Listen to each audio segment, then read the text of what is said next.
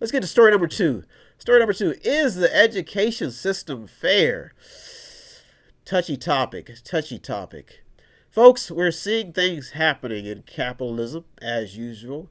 We're seeing things happen in this democracy. You see candidates who have a lot of money in their bank account, and they may be saying things that can be appealing to the masses, saying things like free education, free health care for all, for everybody, universal income.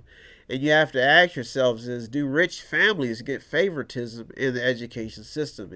Are the rich more privileged than everybody else in the system of equality and justice and freedom for all?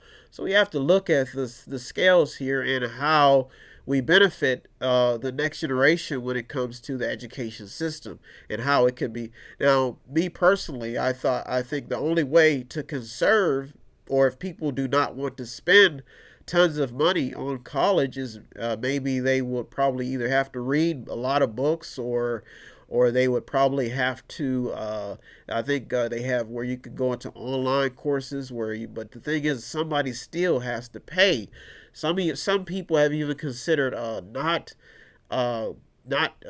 getting loans, but it still costs a lot of money because you have to pay all these professors. So the collegiate field is on the radar, especially when it comes to their athletes and how they're funding, how the NCAA, or when they're on the football field, how they're making tons of money, but the players are making no money. There was even a report that surfaced about how these kids took on this project, and they made all this money for the university, but they weren't making anything themselves. So this story, the education system and fairness and how it's run, is becoming especially when you look at the story that surfaced in a few weeks ago about the families that were getting their children into high-level colleges because of money. I mean, this story is not only gaining steam, it's crept its way into number two, but if it keeps up, if more keeps getting unraveled about what's actually going on in the collegiate atmosphere, we could be seeing a mass change of how things are done, not only in the United States but in other countries as well. And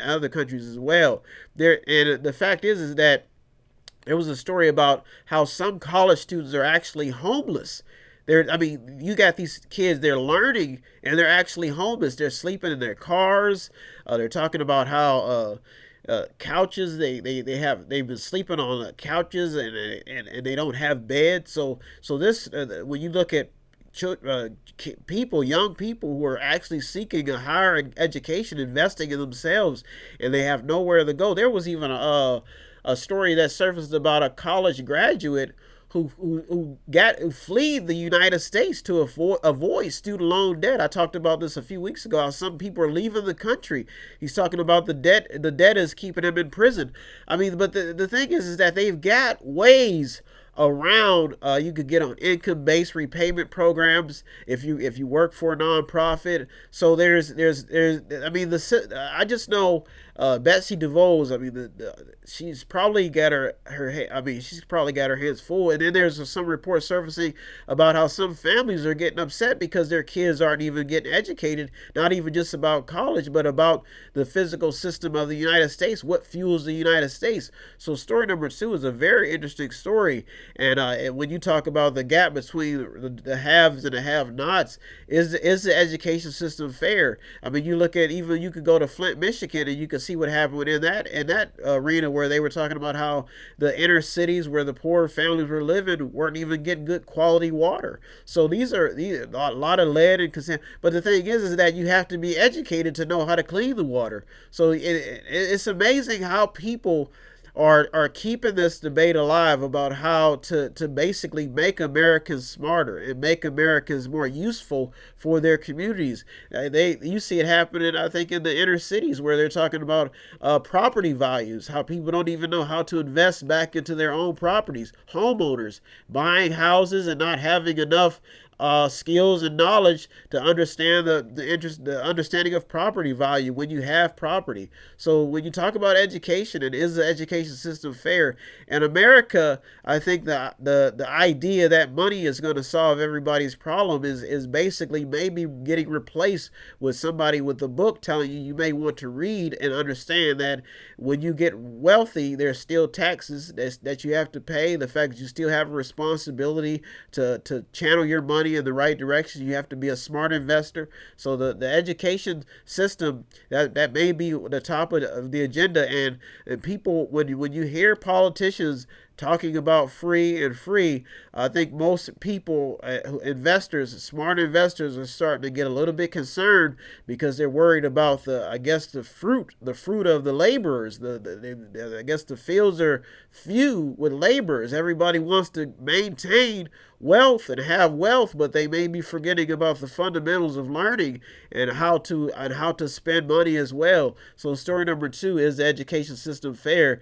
That's probably a fair story when you look at the way America is structured, and you look at the fact that they're even talking about how some wealthy people are hoarding money and they're not spending it, and it's making a lot of poor people upset because they don't have the resources, they don't have the necessities, and they're talking about a lot of harsh things that the government could do to intervene to stop this culture of just negligence and not understanding, just not understanding the system.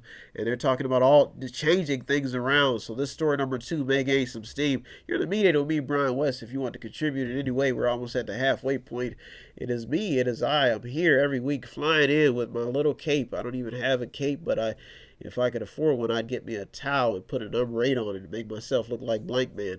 And I come in like Homie the Clown and bat people on the head saying, Homie, don't play that. I'm here for the love of the game. I'm not here to be all fancy and suited and booted. I know I have my days, but I'm here for you to keep you informed, show you some love, and giving you the excitement of the news. Every story detailed and with a little bit of love, a cup of love, as a man would say, who runs a barbecue shop at on Rand Avenue.